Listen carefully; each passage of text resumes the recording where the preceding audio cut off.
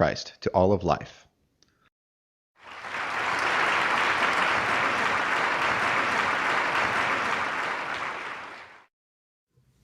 Thank you all for coming out on such a snowy night. I'm not going to give you so much a lecture as a class. Imagine this as a large philosophy class. The relation between a lecturer and an audience is like the relation between an actor or a singer or some sort of performer and somebody who sits there passively and is entertained. But the relationship between a teacher and a class is different than that. The teacher and the class together are active, trying to explore something, to expose something, to learn something that they didn't know before. They're like a tour guide and some people on a tour bus, or a scientist and his assistants. They're working together to try to see something that they haven't seen before. So please bring your brains with you, not just your entertainment nerves.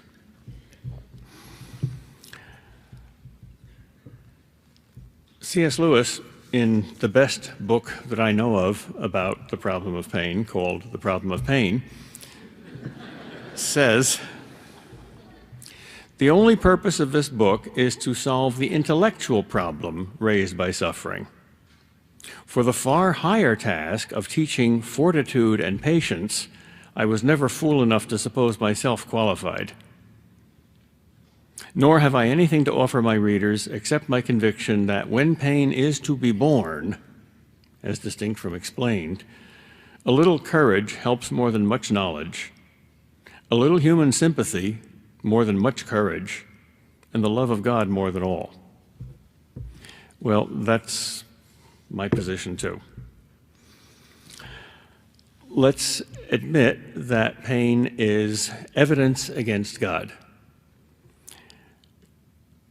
The God presented in the Bible is called a hidden God. He's not like the noonday sun. You can't avoid the noonday sun. You don't have to search for the noonday sun in order to find it.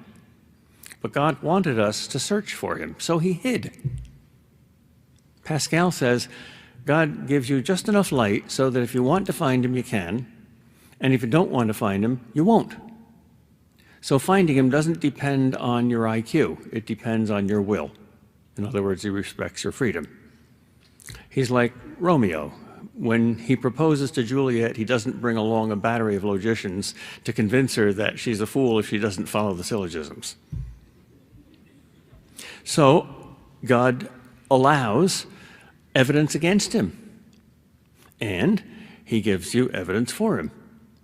As one ancient skeptic said, if there is no God, why is there so much good? And if there is a God, why is there so much evil? Well, I don't know how the atheist would explain all the good, but he has to, if goodness is an argument for God, and he believes that the evidence, good, doesn't lead to the conclusion, no God, he has to show how. Similarly, the believer in God has to show how the evidence against God, namely evil, doesn't lead to the atheist conclusion.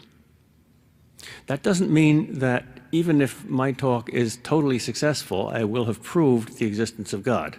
It's defensive, not offensive argument that I'm going to give you.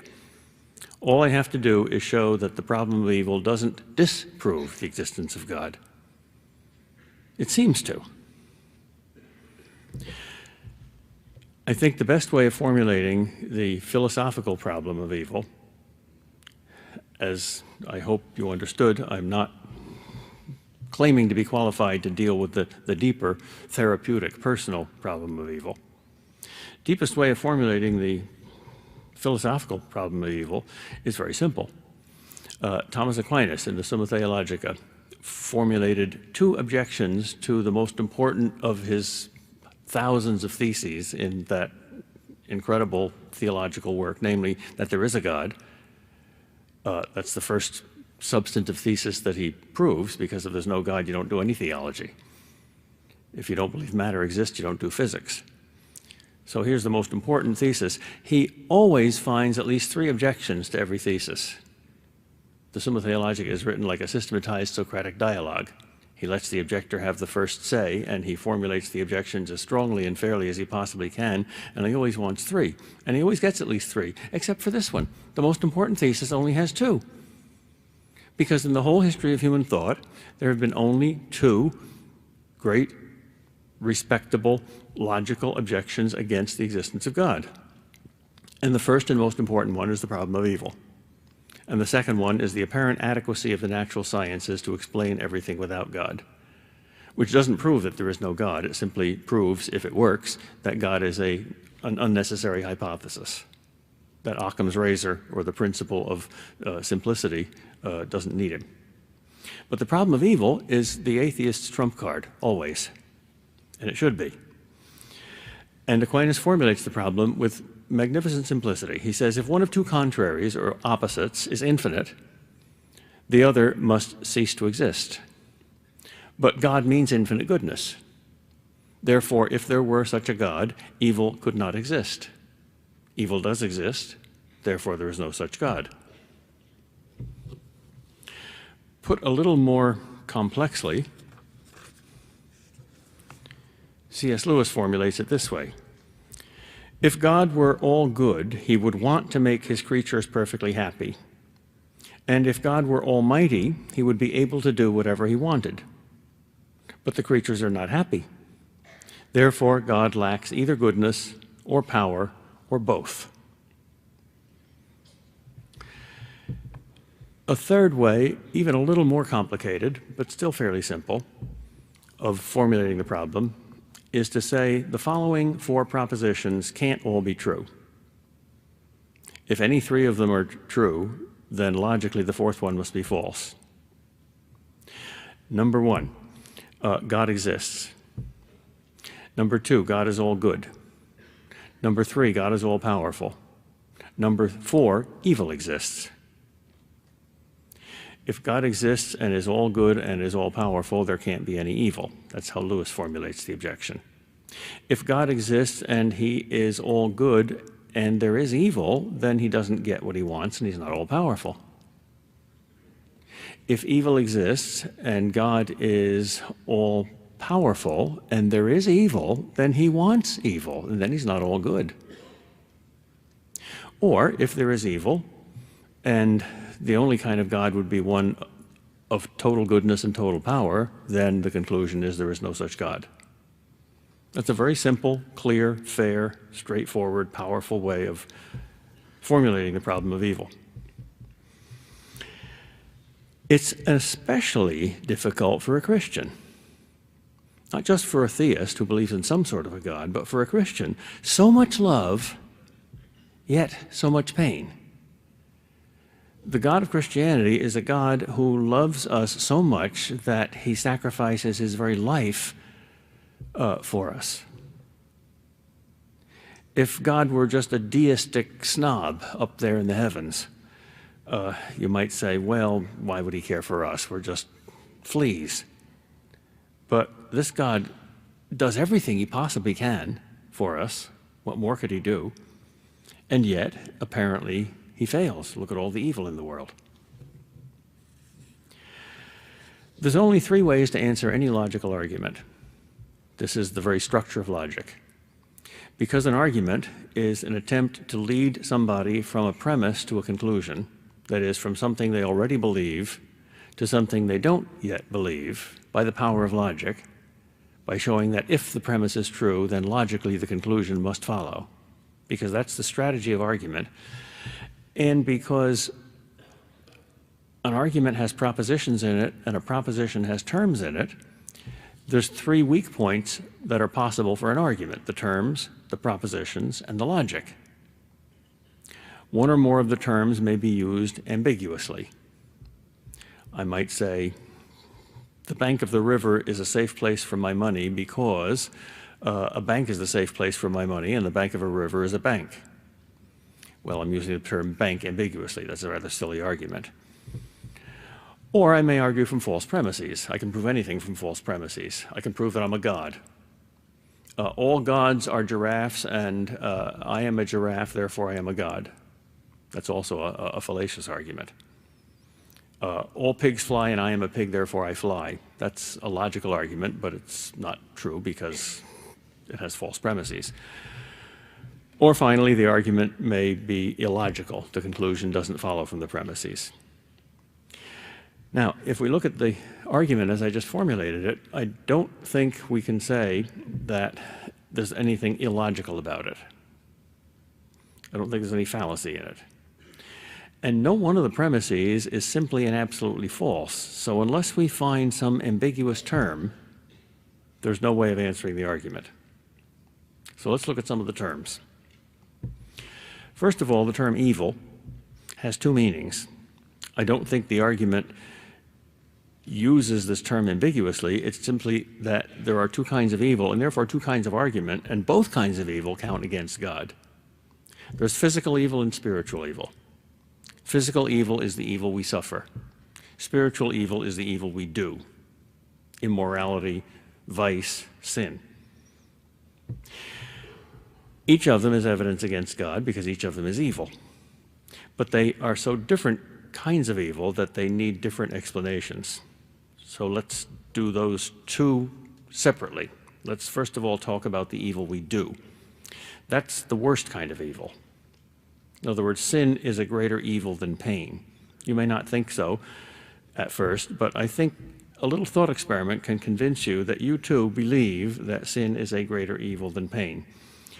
Suppose somebody that you love were captured by a cruel enemy in war and was given the choice between being the victim of an experiment in torture or being the perpetrator of that experiment. He either had to torture his fellow soldier, or he had to become a martyr, a victim of torture by the bad guys. Both are horrible, but which is more horrible? What would you want him to choose? Would you really prefer that he chose to collaborate with the enemy and torture his fellow innocent prisoner? I don't think so. Or, alternative thought experiment, imagine two nightmares. One in which you're chased by a horrible dragon. Let's say you believe the dragon is the devil.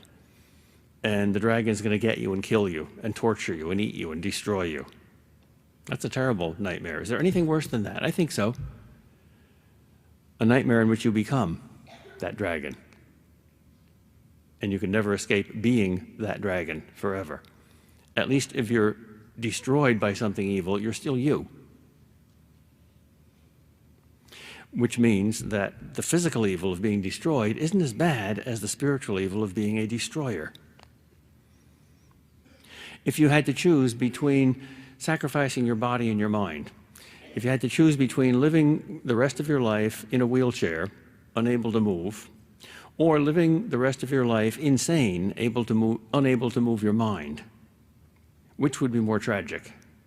I think insanity is even more tragic. So I think deep down we all evaluate our spiritual dimensions higher even than our physical dimensions. That's not to say that the physical dimension is not terribly valuable and terribly important. To say that A is greater than B is not to say that B is not great. But if sin is a greater evil than pain, then if we can solve the problem of evil on this dimension, even if the solution is not very good on the other dimension, we will have done most of our work. And I think that's the case. I think there is a very simple and clear answer to the worst kind of evil, spiritual evil. I don't think there is an equally simple and clear answer to physical evil. I can explain Hitler better than I can explain Hurricane Katrina or the earthquake in Haiti. And the way you explain sin or moral evil is very simple: free will.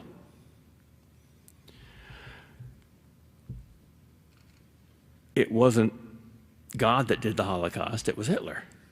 And Hitler wasn't a puppet, and God didn't have strings attached to him. That's pretty obvious. It's relatively easy to get God off the hook for sin. It's harder to get him off the hook for pain. So let's talk about pain. That's our main problem tonight. The problem that pain seems to contradict a good God can come in three different sizes, so to speak. There's three different levels of the problem. The atheist, in other words, can argue from three different premises. One is any pain at all, any suffering at all, refutes God. The second is so much suffering. Maybe you need a little of it, but not as much as we have. And the third, and I think strongest version, is the unjust distribution of suffering. The fact that bad things happen not just to bad people, but to good people. Let's take them separately, one by one. Does any suffering count against God? Well, how could there be a world in which we are biological creatures with nerve endings over our body that are necessary to warn us, and yet pain is impossible? Lepers don't feel pain. That's why they have leprosy. They can't take care of their body. They don't feel it. Their body collapses. They don't live very long. Pain is a necessity. I don't think even a God who can do anything can do a meaningless self-contradiction. And I think it's a meaningless self-contradiction to try to imagine a world like ours in which we are human beings with animal bodies where pain is impossible. So the existence of some sort of pain is a necessity given a physical world. Angels, of course, don't have any pain. They don't have bodies. So if your argument is, I'm angry at you, God, for not making me an angel, well, that's different. That's a totally different problem. I think what you need there is not a logician, but a psychiatrist. There's a connection, though, between the amount of pain that we have and the amount of evil, spiritual evil, that we have. And I think this solves the second level of the problem. There's too much pain. There's an easy solution to there's too much pain. It's a kind of a cheap solution. How much is too much? Where can you draw the line? Well, that's an impossible question to answer, but still, nobody seriously thinks, I got a cold, therefore there is no God. But it's much more serious to say, Hitler killed 6 million Jews, therefore there is no God. That's evidence. It's not conclusive evidence. There's the story of the two rabbis in Auschwitz, one of which was a skeptic and said, God could not possibly allow us to suffer this way. I have lost my belief in God. And the other was very pious and said, God will rescue us. We are his chosen people. Have faith in God. One day, both of them were on line to enter the gas chambers. And the pious rabbi went in first. And he kept looking around for help and deliverance at the last moment. Didn't find any. His last words before entering the gas chamber were, there is no God. And then the skeptic entered next, and his last words were, the Shema Yisrael, Hear, O Israel, the Lord your God is one. So you see, anybody can interpret the evidence either way. But something as serious as a Holocaust is indeed evidence against God. How do you interpret it? Well, think again of God's decision to create human beings, not just angels. We are psychosomatic unities. We're souls and bodies together. We're not a ghost plus a machine. We're not an angel plus an ape.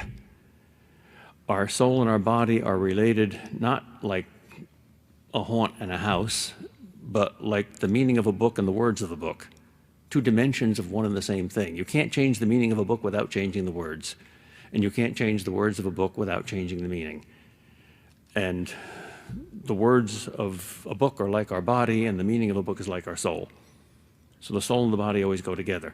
So as soon as there is sin in the soul, there is wrong suffering, wrong kind of suffering, too much suffering, unjust suffering in the body. It's unavoidable. There's no insulation between the two. So as soon as the soul falls from God, the source of all joy, the body has to fall from the soul too, into suffering and death. It's a kind of inevitability. Yet the third aspect of this problem is still a very serious one, namely the unjust distribution of suffering.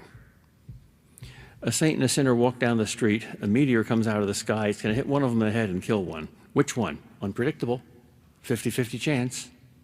Apparently, it matters not whether you're a saint or a sinner. That's a very serious objection. That's Ivan Karamazov's objection. If anybody here has a weak faith, don't read the Brothers Karamazov. It's a very tough-minded book. And I find no atheist in the history of world literature more convincing than Ivan Karamazov. And yet, the character was invented by a great Christian, Dostoevsky. By the way, when I teach philosophy of religion, I always do this little experiment when it comes to the question of the existence of God. I divide the class into two. I say, how many think you can prove the existence of God? And about half of them say yes. And how many here believe either there's no God, or there's probably no God, or at least you can't prove him? And that's the other half. Okay. Now I say, all you skeptics are going to have to argue. We're going to have a debate. Go on different sides of the room. All you skeptics are going to have to argue for the existence of God, and all you believers are going to have to argue for atheism. They protest, but I say, unless you understand the other position, you can't really argue against it, can you? So they say, okay, we'll do it. Every single time I've done that, I've done it maybe 4 or 5 times, the result is the same. I don't orchestrate it, I just let them argue. And everybody agrees at the end that the Christians pretending to be atheists win the debate. Atheism defeats theism. And then I ask why. And the atheist said, well, you made us argue for this silly fairy tale called Christianity, which is so ridiculous that nobody could possibly argue for it. You gave us the weakest case. And then the theists who are pretending to be atheists say, no, you gave the weakest, most ridiculously weak arguments for theism. We've got dozens of stronger ones that you never heard of, but we gave your strongest arguments for atheism, and you couldn't answer them. And then they argue whether that's the case or not. That's the real argument.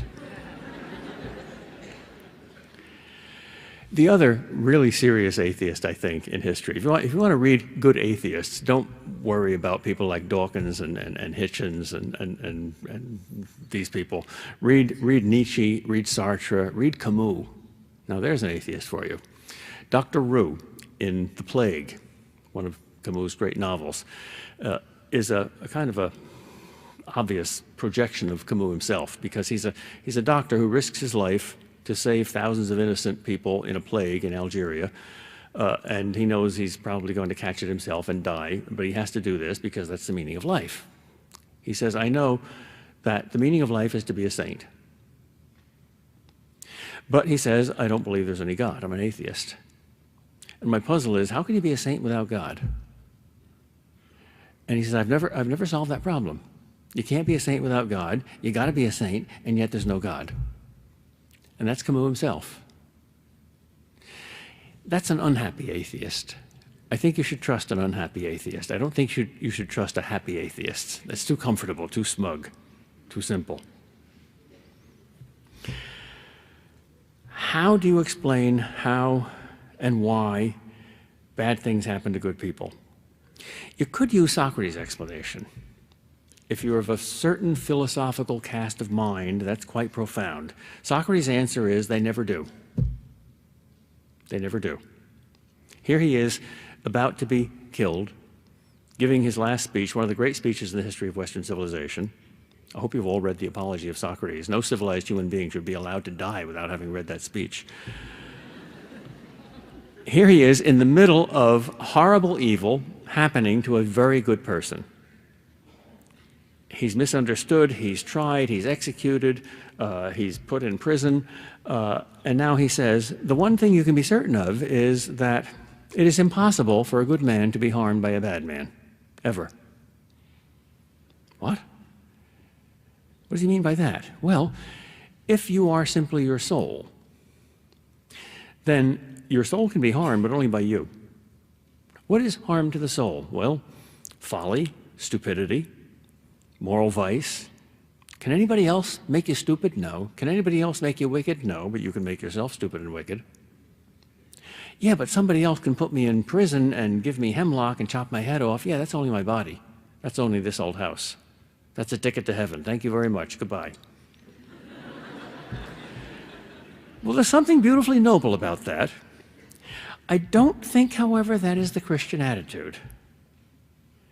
That's something that you might wish it were, you might envy it, but we're stuck with bodies that God took so seriously that he said, this is you. You're not an angel in disguise. And when he came to earth, he came as a body, as a human, not as an angel. And when he saved us by dripping his blood on the ground. His saving words were not like Buddha's, this is my mind, but this is my body. So I think you have to take the body much more seriously than Socrates did. So that too is unfortunately a cheap solution. Not cheap in the sense that it's not noble, but not enough. Where is there justice in innocent children suffering? If you look to the Bible for an answer, you get a shock. The first systematic, philosophical, theological book in the Bible is Paul's letter to the Romans, where he reflects on the gospel and puts it into some sort of logical form, at least the first 8 chapters. And the 2 great parts are bad news and the good news, the sin and the salvation. And every Christian theology ever since has taken that essential structure. But he announces at the beginning that his topic is the justice of God, the dikaiosune of God, sometimes translated righteousness. The more ordinary translation is justice of God. All right, he's going to talk about the justice of God. What is it? Well, it's the most unjust event that ever happened in the history of the world. We killed God. He came down and became the sacrificial lamb. And the man who least deserved to die got the worst death imaginable. And that's justice? Yeah. That's astonishing. What's going on there? Well, it's one great mystery answering another. The answer mystery is often called vicarious atonement. The innocent died for the guilty. That's God's way of reconciling justice and mercy. We get the mercy, Jesus gets the justice. That's an answer to another equally mysterious problem, namely what Christians call original sin. Just as vicarious atonement is a kind of solidarity in salvation, original sin is a kind of solidarity in sin. Because remember, we're bodily creatures, which means we come into the world from mothers. Heredity counts more than environment, because unless there's heredity first, you can't modify it with environment. We are not angels. That may be a surprise to some people here. I hope not. Deep down, I think we think of ourselves as angels sometimes, autonomous individuals, but we're not. Since we come into the world as members of a family, if there's a family problem, we all inherit it. If your mother were a crack addict, a cocaine addict, when she got pregnant, you were born a crack addict. We inherit the sins of the fathers through heredity. If you're born into a family of abusers, you're going to be abused. Not your fault. Ivan Karamazov doesn't like that. So much so that he resents God for creating us this way. And you got to be very sympathetic about that because it doesn't seem rational. And yet that's what we are. That is what it is to be a human being. What God does in Christ is to take this solidarity, which was the opportunity for the transmission of evil, and to use it for the transmission of good. To take Christ's body on the cross and somehow unite it with us, the body of Christ, as the church, and to have him in us and us in him, just as we were in Adam and Adam in us. Somebody said if the theologians fully understood what they meant when they said the word in, they wouldn't have any mysteries left. We modern individualists have great difficulty understanding those two mysteries because we think of ourselves as, first of all, individuals, and secondly, families, groups, churches, etc. Most ancient cultures look at it the other way around. We are, first of all, humanity, a family, and then individuals, like a tree with different branches, different leaves. And the same sap goes through all the branches and all the leaves. So you're a sap because Father Adam was a sap. And that makes you very vulnerable to sin, but it also makes you vulnerable to redemption. I don't suggest that either of those two mysteries are easy. God doesn't give you neat little solutions, because this is not a neat little problem.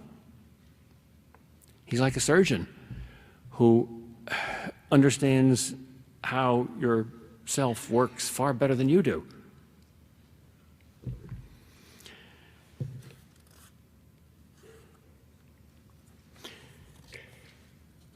All right, I've tried to explain a little bit how the word evil has a number of different meanings and could be ambiguous. There's other words in our problem that are also ambiguous. Remember the problem. God exists, God is omnipotent, God is all good, there is evil. Well, we looked at evil. What about omnipotence? If God can do everything, why can't he avoid all kinds of evil? Well, let's take the first kind, spiritual evil. Can God ensure that nobody ever sins and yet give us free will? Well, no. Free will means that we make the choice. He cuts the strings. We're not puppets. I don't think it's meaningful to say that God can do absolutely everything, even if it's a meaningless self-contradiction. That's like saying God can do glumph, glumph, glupf. That means nothing. Just adding the words God can do this doesn't suddenly put meaning into those meaningless terms. God can perform miracles, but miracles are not contradictions. Walking through a wall is a miracle. But walking through a wall and not walking through a wall at exactly the same time, that's a contradiction. Even God can't do that. So God can't give creatures free will and prevent them from sinning. He didn't have to give us free will. And here you have wiggle room for a protest. If you're a hardline atheist, you can say, I resent the fact that you Christians believe that God gave us free will. He should have made us happy puppets or happy robots or happy animals. I'm mad at him for making me human. Well, once again, I think you've got a little psychological problem there, but I don't know how I could argue with you logically. What about the other kind of evil, though? What about suffering? God is omnipotent, therefore he could remove all suffering? Well, suppose he did. I suppose he could do that. He could just take your pain nerve and block the suffering. Even drugs can do that. And God's better than any drug. But what happens if you do that with drugs? Ooh, bad stuff happens. Well, that's because of side effects. All right, so no bad side effects. So God takes away all your pain and gives you no bad side effects, and you live a totally pain-free life. And as a result, what? What happens to people who live almost totally pain-free lives? They become simple, stupid, shallow, little selfish pigs. Or as Rabbi Abraham Heschel, one of the wisest men of the 20th century, once said, the man who has never suffered, what could he possibly know anyway? Even the pagan Greeks knew that wisdom comes only through suffering. And wisdom is far greater than pleasure. So to sacrifice pleasure for wisdom, it's a good deal. So God could remove all pain, but that wouldn't be love. God wants us to suffer. I know some of you have never heard anybody say that to you before. But if God didn't want you to suffer, then God's not getting what he wants, and God's weak. He wants you to suffer not because he's cruel and wicked, but precisely because he's loving and compassionate. We aren't God, and therefore we don't know when suffering is good for each other, so it's almost always bad for us to impose suffering on each other, except in very limited and controlled circumstances, like putting somebody in prison to try to reform them. Our present prisons aren't very good at that, by the way. Once, I remember my 5-year-old daughter was in Brownies, and they were trying to thread needles to sew, and my daughter was kind of clumsy, so she was the only one in the troop that couldn't thread a needle, and this upset her. And she kept trying and trying and trying. And once I came home from school early, and I saw her trying to thread this needle, And I didn't show her that I was there, so I just wanted to see what she'd do. And she kept pricking her finger, and blood came out. And she looked around to see if anybody was there. If somebody was there, she would have cried, but she didn't see me, so she didn't cry.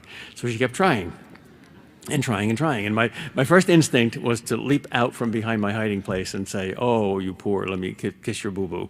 But I didn't. I said, this kid needs to learn something. And she was so assiduous. And after about 5 minutes, she finally got the needle threaded. And then she said, "Daddy, Daddy, are you here? Look what I did. Look, look, look." And through the tears, she was smiling, a great big smile. Well, I think I was a little bit like God there, just a little bit.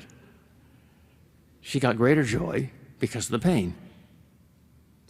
You don't usually see that. That's not an explanation for the tragedy in Haiti.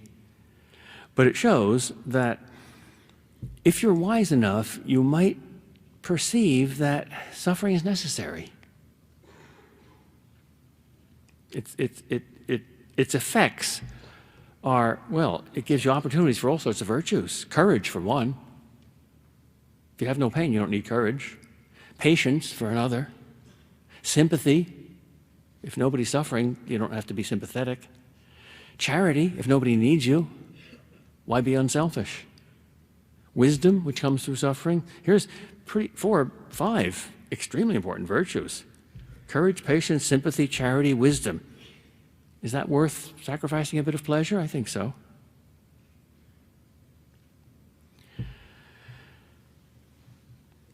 There's another term, divine goodness, that is also, I think, ambiguous. Most of us, I'm afraid, are so corrupted by pop psychology that we think of goodness simply in terms of kindness. Now, kindness is extremely important, but it's not the only kind of goodness, or even the highest kind.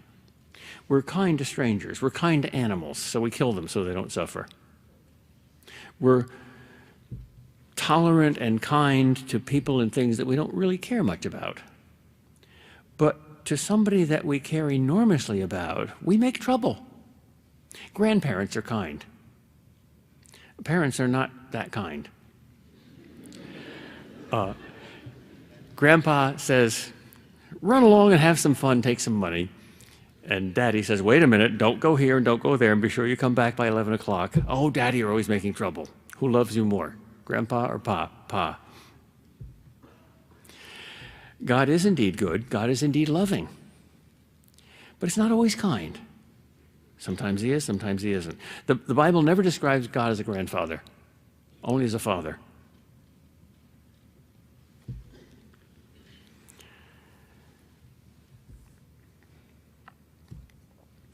God's ultimate answer to the problem of pain is not philosophical distinctions such as I've just made. His ultimate answer to the problem of our pain is a deed. He came. He shared our pain. He sat beside us in the stalled car. Imagine your car stalled in a storm, 3 o'clock in the morning. You're alone. You can't start it. You call up AAA. They say, "Well, we'll come with a jump start, but it'll take 2 hours." You sit there. And then somebody comes trudging down the road, and it's a friend of yours who just happens to see you. And he doesn't have a car, and he doesn't have wires, and he can't start your car. But he sits with you for 2 hours, relieving your loneliness, sharing your cold, and then AAA comes and starts your car. Who are you more grateful to? AAA or your friend? Your friend. But he didn't start your car. Yeah, but he was present with you. Presence is the greatest present we can give to each other. When somebody you know is dying, what can you do for them? That's when you want to be very charitable. "Gee, is there something I can do for you? What can I sacrifice for you?" Well, there's one thing you can sacrifice, your autonomy. Instead of just being with yourself and doing your own thing, you can be with them. You can share their time and their place. You can just be with them. "Oh, but I don't know what to say." It's not words, it's just presence. Well, that's what God did with us. Would you rather lack that intimate personal love and presence, but have everything else go right? Or would you rather have that even in an environment where everything's going wrong? Would you rather be divorced in Hawaii or in love in Iowa?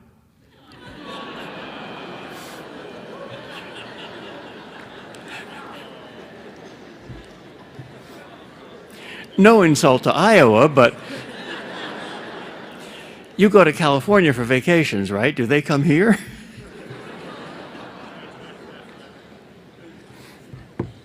I probably shouldn't have said that. Because I want to leave time for Q&A, I'm going to just end by reading a couple of paragraphs about this last and, to me, most impressive answer to the problem of evil, which is not our philosophy, but God's deed.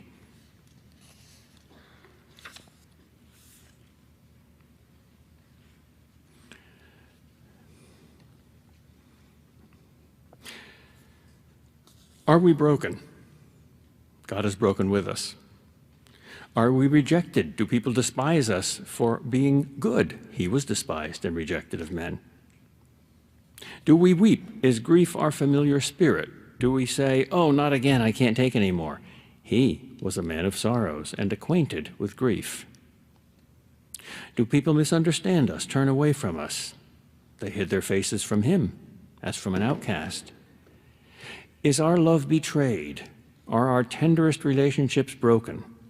He too loved and was betrayed by the ones he loved. He came unto his own, and his own received him not. Does it seem as if life has passed us by or cast us out, as if we were sinking into uselessness and oblivion? He sinks with us. He too is passed over by the world. Does he descend into all our hells? Yes. In the unforgettable line of Corrie ten Boom, from the depths of a Nazi death camp, she writes, "No matter how deep our darkness, his is deeper still." Does he descend into our violence? Yes, by suffering it. Does he descend into insanity? I think even into that darkness. The psalmist says, even the darkness is not dark to him. He makes light even there, in the darkness of the mind, perhaps not until death's release. Every tear we shed can become his tear. He may not yet wipe the tears away, but he will make them his. Would we rather have our own dry eyes or his tear-filled eyes? He came, he is here with us. That is the most important fact in the world. Even if he does not heal our broken bones, he comes into them and is broken, like bread, and we are nourished. And he shows us that we can now use our very brokenness as nourishment for those that we love.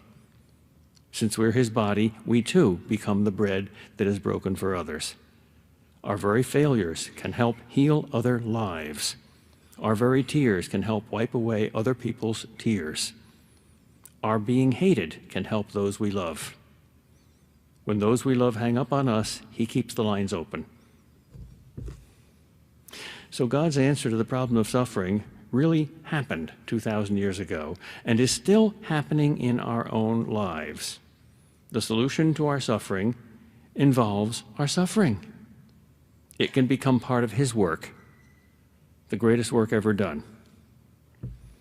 He came not to take away our suffering, but to transform it, to make it his. You see, the Christian views suffering, as he views everything, in a totally different way than the unbeliever. He sees it as a between, as relative. The Christian is the true relativist. There's only one absolute, God. Everything else is relative to God. Everything else is between God and yourself. It's like a Jacob's ladder, like a highway with angels going up and down on the highway. So everything is, including suffering, a gift from God, an invitation from God, a challenge from God, something between God and yourself, including suffering. And that changes everything.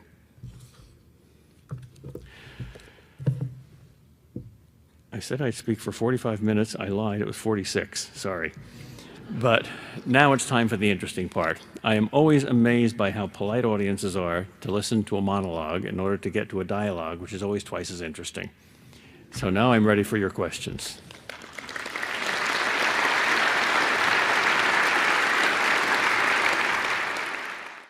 I was wondering if you could address what happens when it appears that God does intervene. From what you spoke about, it sounds like I kind of got convinced that it's okay that God doesn't intervene in terms of the suffering, and that suffering is important. But it does appear that sometimes God does intervene and does alleviate suffering. I just wondered if you could speak to that for a moment. Literally, that's a miracle. Everything is under God's providence. He writes the story. There's not a syllable in it that he doesn't know about. But when he intervenes and puts something into the story that doesn't come from the story itself, that's like the author putting himself into his own novel as one of his characters. The supreme example of that is the incarnation. But God can become present in a special way to relieve suffering sometime. He often sends angels to do that. And I love it when he does stuff like that, but that's not his policy. He does it rarely. I don't know why. Contradiction to what? Do you mean, do miracles contradict the laws of nature, or do they contradict God's other policy of providence, or what?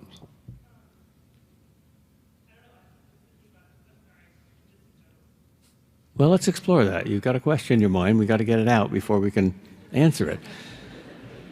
There seems to be something disturbing about the fact that God occasionally does intervene with miraculous help. That might be disturbing because it's so occasional. We wish he'd do it more. Yeah, I think it's just because it seems like it would be easier if it was one or the other, and just the mixture of... Oh, yes, of course it would. He doesn't want to make it too easy. He wants to make it unpredictable. Every once in a while, something wonderful happens. If it happened 24 hours a day, it wouldn't be wonderful anymore. It's got to be rare. Okay. Yeah, next question, please. Yeah. So I have a question about the idea of free will. The way I understand the way you're working with it is that free will is something like the ability to choose between alternatives, which of course will have a moral dimension. Basically, the question is, does the having of free will entail sin? Is it impossible not to have sin if you have free will? No. Because that seems like... No. Okay, well, I agree with you. I think I agree with your conclusions, but I just wonder, because if that is the case, then it seems like it's impossible to have a world with free creatures that don't sin. Would that be right? I think the Bible is very clear about that. God gave Adam and Eve, whether you interpret Adam and Eve literally or figuratively or collectively, it doesn't matter. The thing works anyway. God gave Adam and Eve the choice between obedience and disobedience. Mm-hmm. That presumes free will. You don't give a machine a choice. Mm-hmm. That he gave them the choice means that they really had the choice. God doesn't lie, which means they didn't have to eat the forbidden fruit. Mm-hmm.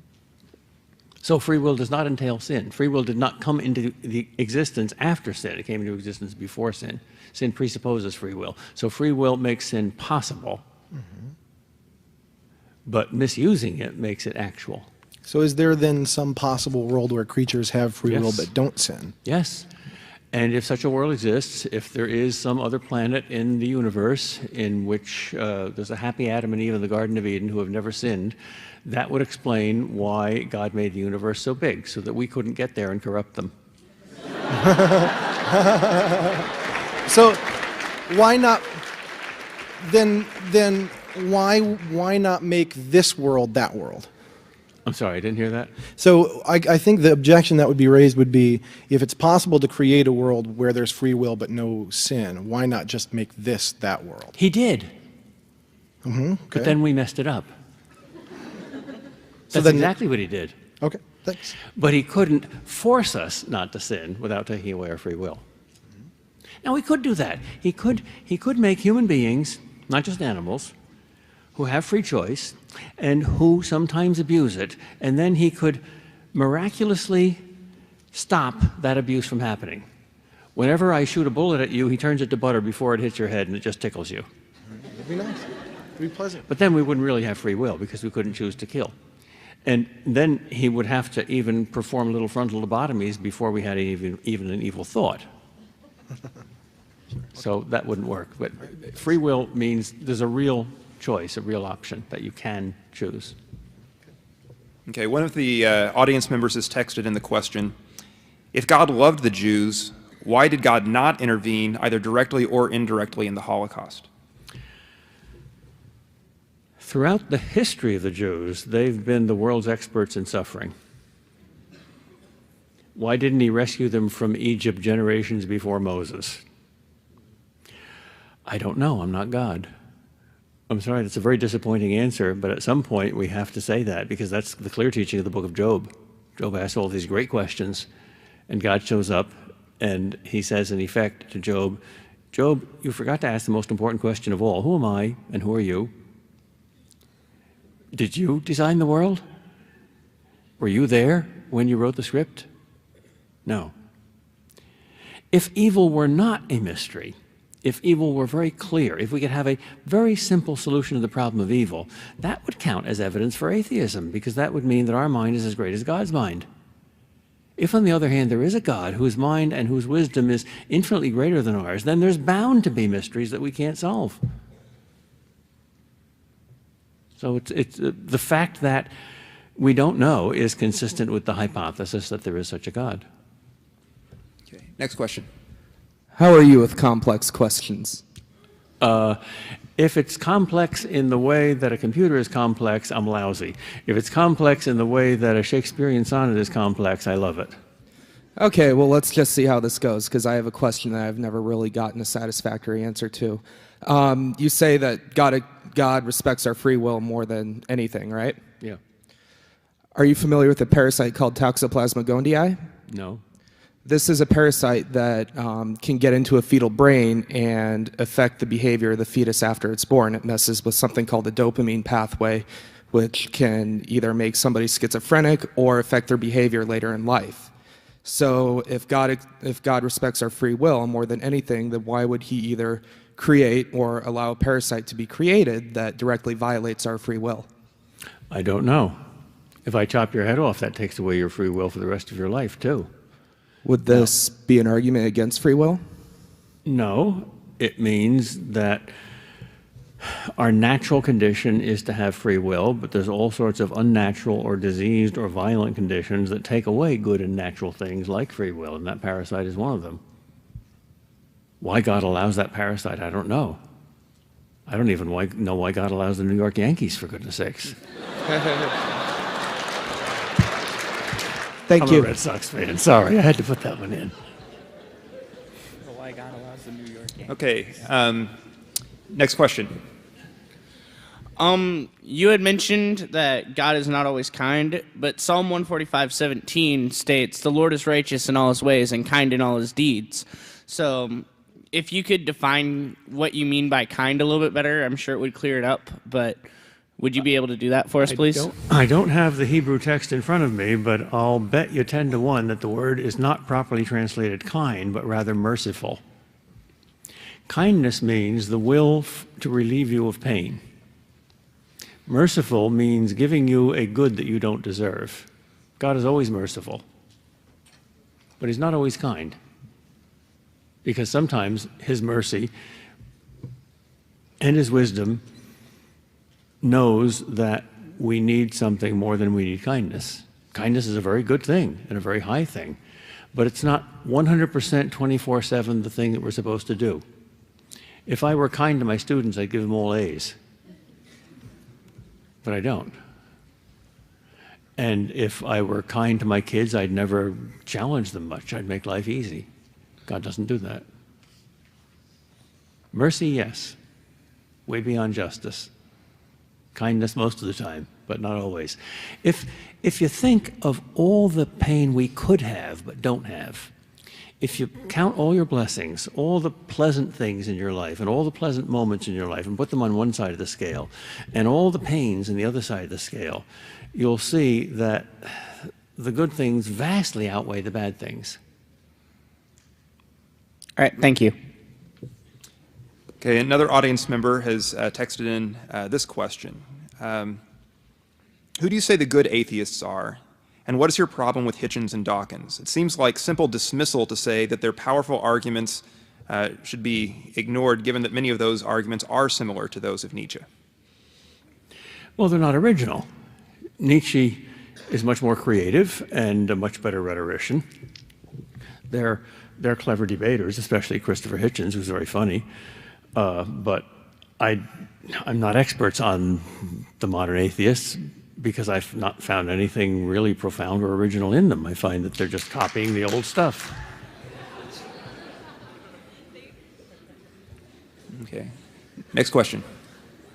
Yes, mine's a little bit easier question. What are the 3 most important books that you've read that defend the Christian faith? And then what are the 3 best books that give at least raising atheist doubts? You mentioned Nietzsche and Camus. What 3 books would you say for that? 3 books that best defend the Christian faith. I'd say the Old Testament, the New Testament, and nature.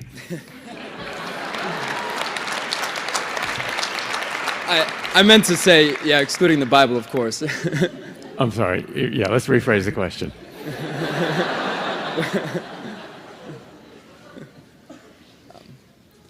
What was that? I'm sorry. Three greatest such apologetics or as theological C.S. books? Lewis or someone like that give a good defense of the Christian faith.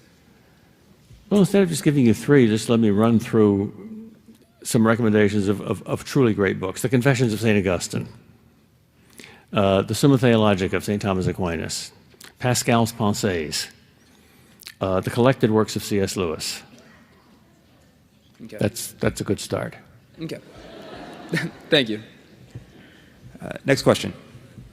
I was just wondering, I've made the connection in my mind that free will leads to sin, but free will also leads to true love of God because we have a choice between 2 things. If there was only one option, then it wouldn't really be true love because that's just what we would automatically go to. Right. So it kind of worries me that I was thinking, in heaven, if there is only one option and that's God, would it be true love for God? Your premise is absolutely right, and I neglected to use the most important of all words in defending free will. The word is love. Free will makes love possible. It also makes hate possible. There's a kind of love that doesn't require free will. That's a kind of autoeroticism.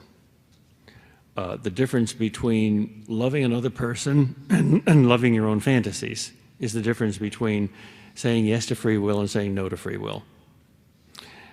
God could have stayed in heaven with his own fantasies without creating us, and he would have lacked nothing. But he loves us so much that he gave us free will and foresaw that we'd misuse it. Fine. Now, the other part of the question. In heaven, we will see God, and we will not be able to sin. Will we lose our free will? No, we can't lose our free will. That's part of our essence. Well, then, how can we have free will and yet be unable to sin? Well, we're not unable to sin because we want to sin and some force prevents us from doing it. We're unable to sin because we want not to sin. Suppose you want to get the right answer to a mathematical equation, and you're not a great mathematician. You goof sometimes you get the right answer. Now suppose you're Einstein. You want to get the answer to 7 plus 3 equals what? Is there any chance that you're going to get that wrong? None. Why? Because your mind is so brilliant that you can't possibly goof up something that simple. Well, I think that's something like what we will be in heaven. We will see God so clearly that we won't be suckered in by the devil's advertisements. The only reason anybody sins is it seems like fun. If sin didn't seem like fun, we'd all be saints. So the devil is a liar, and he puts a nice wiggly worm on his hook, and we say, "Ooh, that's good food," and we eat it, and we're hooked. But that won't happen in heaven. We'll see the good and its beauty so clearly, and we'll see evil and its ugliness and its stupidity so clearly that we won't even be tempted anymore. Here we're stupid, so we can be tempted. In fact, we're so stupid, I'd say my supreme proof of the very unpopular doctrine called original sin is that all of us are really insane.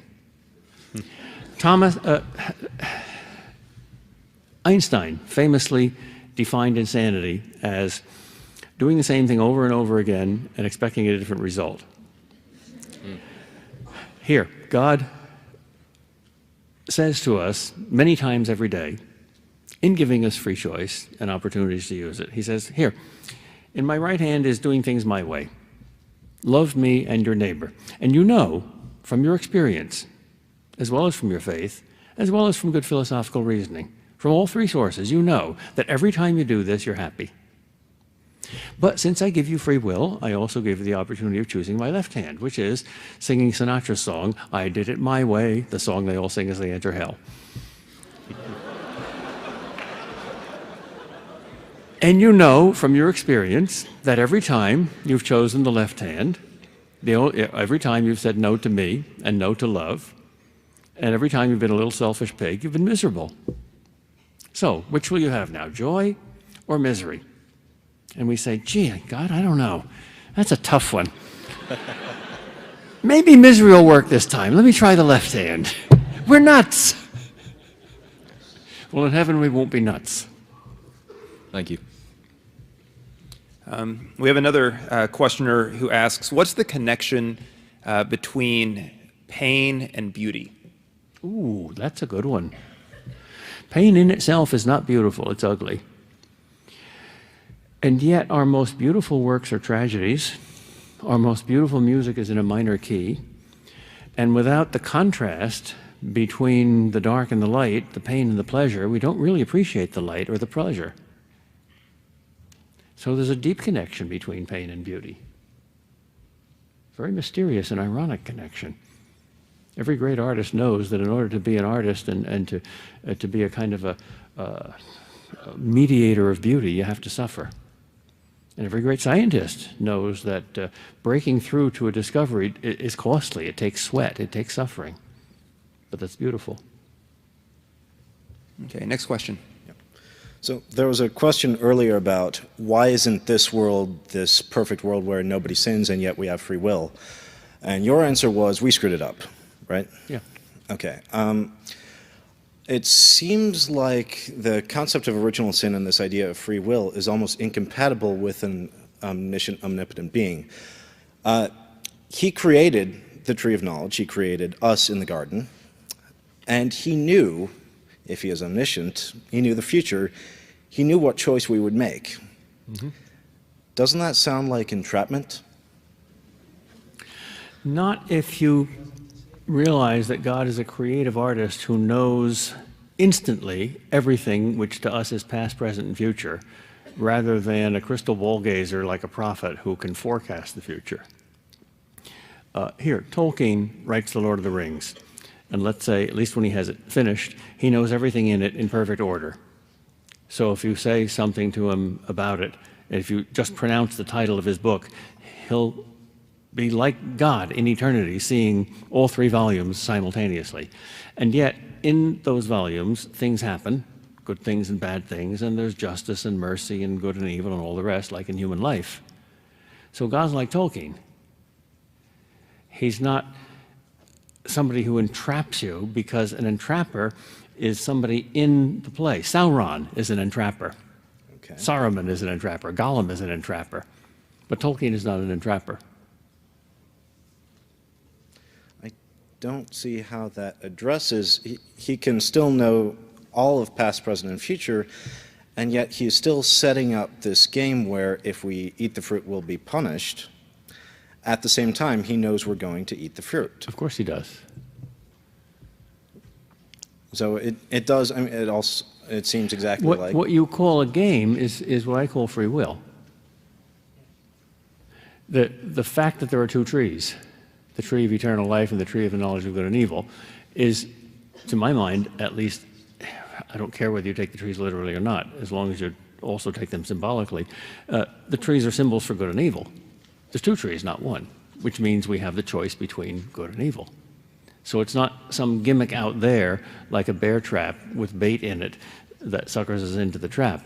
It's our own nature, our own essence, our own free will that's symbolized by those 2 trees. So you're saying this is a consequence of, in order to have free will, that choice has to be there. It's impossible to put us in a garden without that tree of knowledge. Yes. I don't take the story literally to the extent that I say that there was some time before the two trees when they had free will. I think the trees are a symbol of their inherent free will, which from the first moment of their humanity they had. Now, the actual first sin may have had something to do with eating fruit from a tree.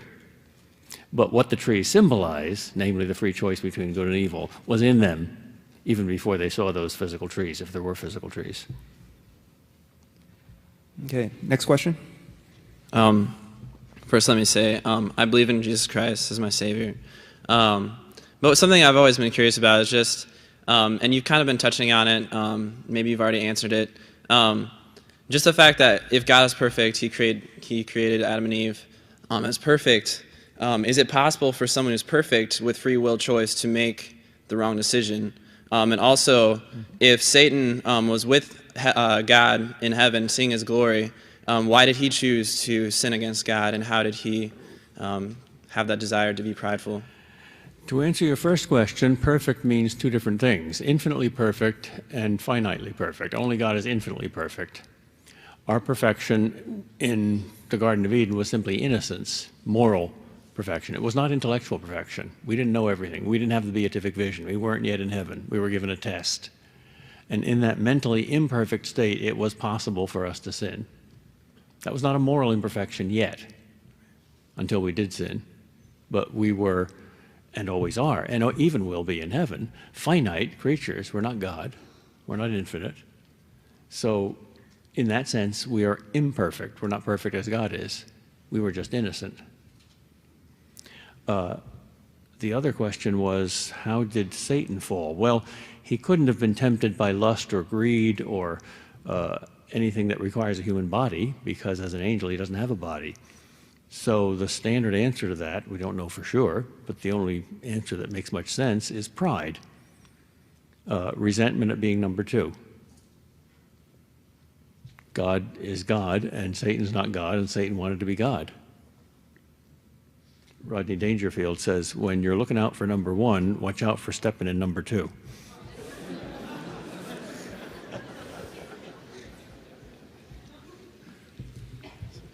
Okay, when a member of our audience asks, does God feel the pain we feel? It would seem odd for God not to know the pain of divorce or abuse. Yes, because of the incarnation, because Christ took to heaven with him forever his whole human nature, including a human body and a human soul and human feelings.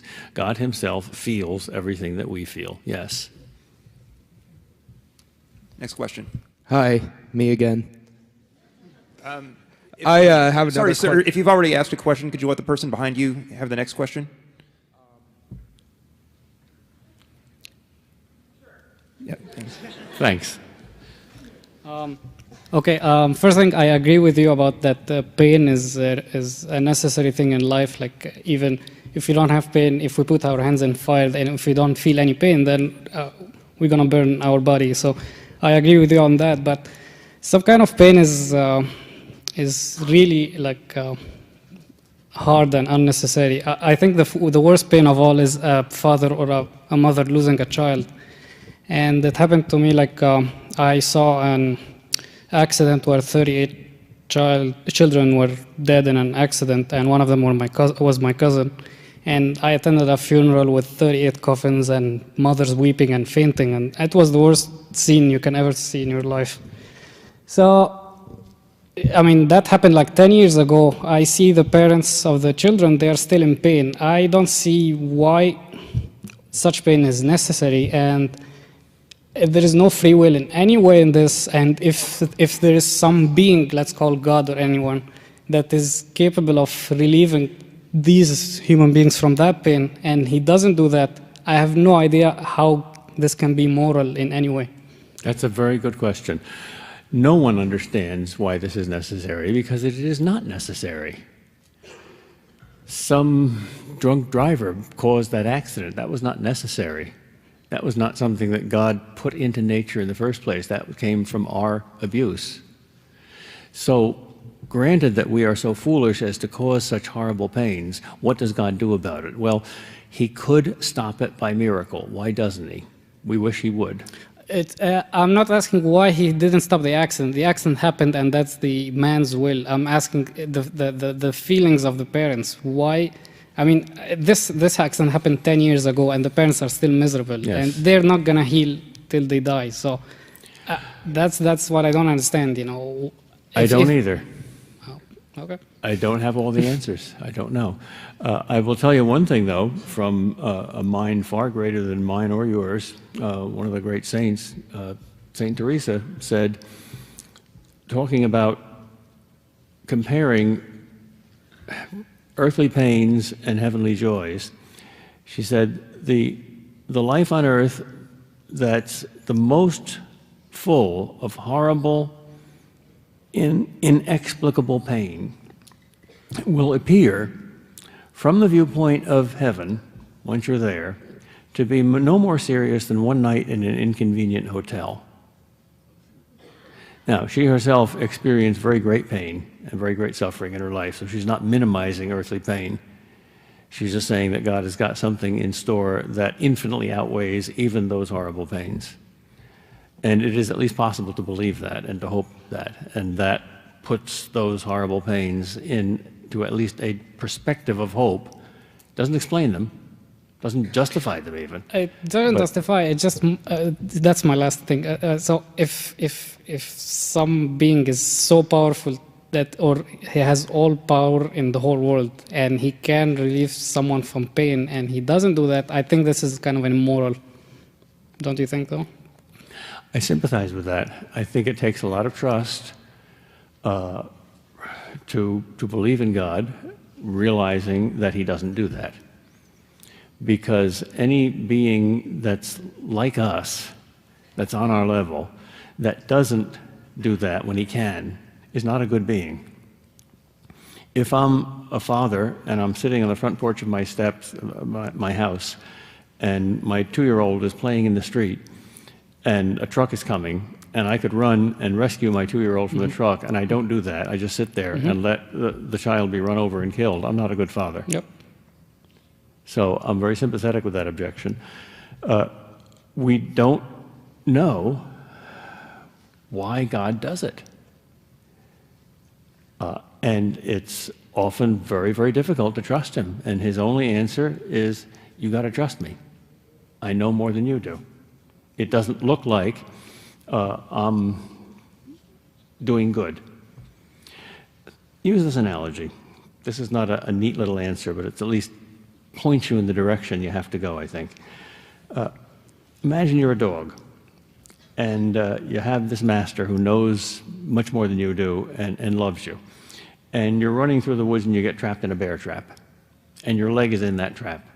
And you're trying to pull your leg out of that trap, and it's raw and bleeding, and the more you pull your leg out of the trap, the more the trap bites into the leg. And pretty soon the leg's going to come off and you're going to die. Your master comes to you, and he's going to rescue you from the trap. But the only way you can rescue a dog from a bear trap, I'm told, is by taking away the tension. And the only way you can do that is by pushing the victim farther into the trap first. So your master pushes you farther into the trap, increasing your pain. Now, it takes a lot of trust for the dog to say, okay, to the master, do it, and not to struggle. I think we can learn a lot from our dogs. Thank you. Okay, I think we have time for one more question. You mentioned such virtues as courage and patience being a consequence of suffering, which I agree to. And I came across this in a philosophy class here at ISU as well, but I felt the answer in my class was inadequate to explain if there's a logical reasoning for or against why those virtues are better than the suffering. I don't know how you prove that logically. That's an instinctive value judgment. You hold two pictures in your mind. One is the picture of a person with less suffering and less of all those virtues. And the other is a picture of a second person who has more suffering and more of those virtues. Now, who is more blessed? Who has more good? Who is more a complete human being? Who has not just more comfort, or even more happiness in the sense of the satisfaction of overt desires, but who has more good, more blessedness? Who's better off? I think the person with all the virtues and more suffering. And I think most people deep down agree with that. But I would not know how to prove it. All right. That's like saying, why is it better to be a human being than to be the sun? I mean, the sun will last millions and millions of years, and it's far more powerful than you are, and it has no pain. Of course, it also has no consciousness. Why is it better to be a human being who lasts only 80 years with a lot of pain than the sun? Well, that's kind of a funny question. But I'm glad I'm a human being. So wouldn't you rather be a saint with some pain, but who's wise and good, than a spoiled, selfish, shallow sinner with less pain? And if you say, prove it to me, I'll answer, come on, you've got to be kidding. Deep down, you know just as I do what choice is the wise one. At some point or other, philosophers have to give up philosophy and say, come on, you're kidding me. Thank you.